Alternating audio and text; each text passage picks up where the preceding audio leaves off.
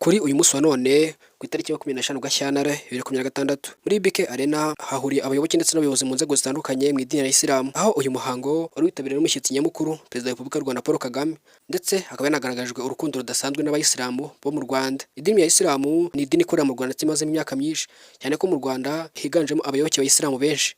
Perezida wa Repubulika y'u Rwanda Paul Kagame yagarutse ku bufatanye bwa leta n'inzego za leta mu idini ya Islam, aho yagaragaje ko ubufatanye ndetse n'imikorere yabo, iyi mikorere imaze kugera ku rwego rushimishije, cyane yuko idini ya Islam igira uruhare muri gahunda za leta zitandukanye zirimo gufasha abaturage kubaka ibigo by'amashuri, hoteli ndetse n'ibindi bitandukanye byo guteza imbere umwuga w'ubukerarugendo, ndetse no mu zindi gahunda za leta cyane cyane zikomatanyirije hamwe guteza imbere igihugu. Imibanire myiza y'u Rwanda ndetse n'idini ya Islam imaze igihe kitari gito, cyane yuko idini ya Islam hari ibihugu bimwe na bimwe ku isi itagiye yemerwamo, cyane cyane ibihugu byiganjemo Abayahudi. Muri iyi minsi ya none mu bihugu byo hanze hakunze kuba imvururu n'impundura, cyane cyane biturutse ku kuba hari ubwumvikane buke buturutse ku madini n'amatorero, aho nk'abayisilamu cyane cyane mu bihugu byo hanze bakunze kuba bashyamirana n'abantu basanzwe cyangwa se bakoresha amatorero n'amadini, ahanini biturutse ku kuba aya madini rimwe na rimwe ajya agira ubwumvikane buke hagati yayo. Gusa mu Rwanda si uko byubakitse.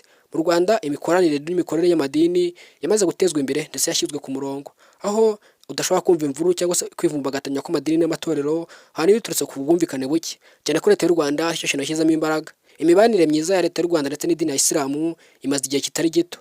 Ni nayo mpamvu Perezida wa Repubulika y'u Rwanda Paul Kagame yitabiriye uyu muhango ndetse anabageza ijambo nyamukuru, aho yaberetse ko ubufatanye ndetse gukorere no gukorera hamwe biri mu bintu ushaka gutuma batera imbere kandi bikabageza ku rwego rwiza, bigateza u Rwanda imbere, ndetse n'idini ya Islam igakomeza ikagira abayoboke mu Rwanda, cyane ko ifite abayoboke batari bake mu gihugu cy'u Rwanda nyuma y'idini ya Katolika ndetse n'Abaprotesitanti. Nshuti bakunzi, mudasiba gukurikirana amakuru n'ibiganiro byacu. Nimba uri mushyashya, iyi channel ya YouTube yisanzeho ni Taifa Rwanda. Uri mushyashya hano, icyo nagushishikariza cyangwa se nagusaba ukandi subscribe kugira tujye tubana umunsi ku wundi.